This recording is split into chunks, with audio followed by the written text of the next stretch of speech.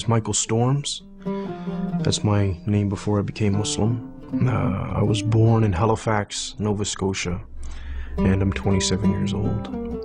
My name after I became Muslim is Muhammad Islam. My childhood was very difficult. My family, I came from a very violent background. My family are criminals, you could say. Very bad people, so that was my upbringing.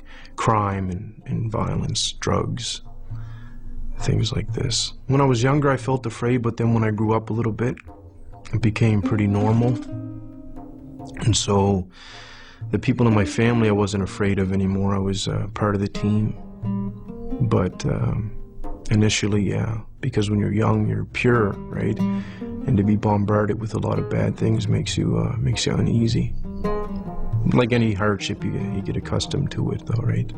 When I was young, I lost all concern for people's feelings and whatnot. The way that I grew up, I felt no one's concerned for my feelings. So if I hurt somebody, I don't care about what they think or feel, or, you know, I didn't care at the time at all. I was in my cell. It was towards the end of my sentence. I was just about to get out, and I didn't want to.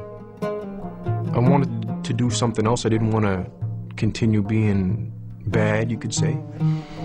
And so the way that I started to ask questions when I was by myself was along the lines of, I don't know if there's a God or if you exist, or I could be talking to myself for all I know. I had a brother named Ahmed talk to me about Islam initially, but again, he told me, so I didn't believe him. I had a dream of the Prophet Muhammad, peace be upon him.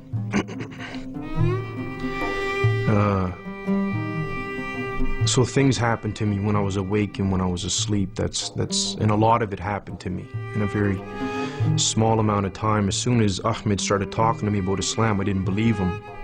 Allah already knew that I wouldn't believe him, but that was like Islam, Muhammad, Allah, and it's like whatever. And then these things started happening. And then I recalled what I asked for when I was in jail, for things to happened to me, so I can't deny it, right? And I went into the masjid and I sat down, and actually I sat down I was on my knees and just sitting back like people do when they're finished for the prayer. And I just started crying, right? And I was crying and crying and crying and crying and crying and drooling. I couldn't control myself, right? And I mean, I couldn't move, right? I was just crying. And then I remember saying at the end of it, you know, all right, I'll try to do, you know, what you want me to do. My future, I see it as positive in the dunya, because it's going to be controlled and very simple, and that's why, you know, that's my positive future here. Very simple lifestyle, that's positive.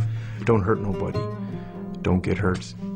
Inshallah, if I get forgiven in the next life, that's what makes me feel really positive, right? If I get forgiven, it'll be great. Inshallah.